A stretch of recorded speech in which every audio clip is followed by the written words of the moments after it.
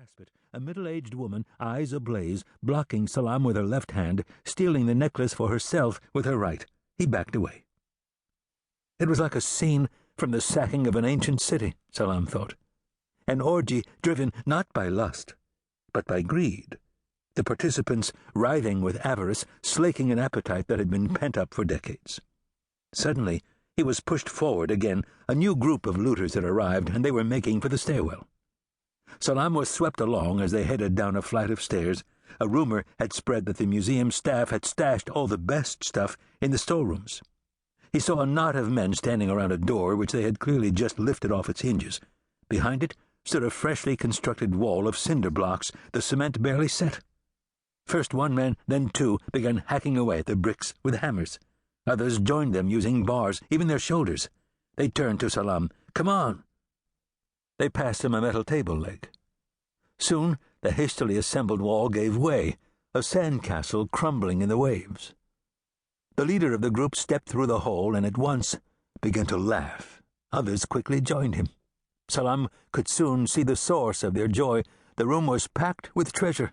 Stone carvings of princesses and kings, etchings of rams and oxen, statues of buxom goddesses and Nubian women, ceramic jars, urns, and bowls.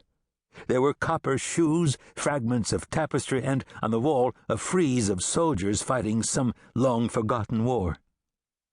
Salam's eye caught a few of the museum labels still stuck to these hidden treasures. One identified a lyre from the Sumerian city of Ur, bearing the gold-encased head of a bull dated 2400 BC. That was soon carted off. Next was a white limestone votive bowl from Warka, dated 3000 BC. Salam watched as it disappeared inside a football kit bag. A statue representing King Entemena from Ur, dated 2430 BC, took 2 men to lift and a third to navigate through the newly opened hole in the wall. Salam remembered what they had taught him at school, that the Baghdad Museum contained treasures that were 5,000 years old. Inside that museum lies not just the history of Iraq, his teacher had intoned, but the history of all mankind. Now it resembled nothing grander than a vegetable market, the customers scrapping over the produce. Except these were not squashed tomatoes or bruised peppers, but artwork and tools that had survived since the birth of civilization. Salam could hear raised voices. 2 of the ringleaders were arguing. One slapped the other, and the pair began to fight, bringing a metal bookcase stacked with pots crashing to the ground. Someone produced a knife. A man gave Salam a hard push in the back, shoving him towards the violence. Instinctively he wheeled around, dived out of the hole in the cinder block wall, and ran. He rushed down the stairs, hearing a new clamor at each landing. Each one of the 18 galleries in the museum was now undergoing the same plunder. The noise scared him. Salam kept heading down, flight after flight, until he had left the crowds behind. No one was bothering to come this far down now, with such easy pickings higher up. He would be safely away from them here. Salam pushed open a door, and it moved easily. In the gloom he could see a few boxes of papers overturned, their contents carpeting the floor. Whoever was responsible had been right not to linger. This was merely an office. He noticed a few decapitated wires, dangling like the roots of an upended tree. Someone had stolen the phones and fax machine, and left the rest. Maybe they'd missed something, Salam thought.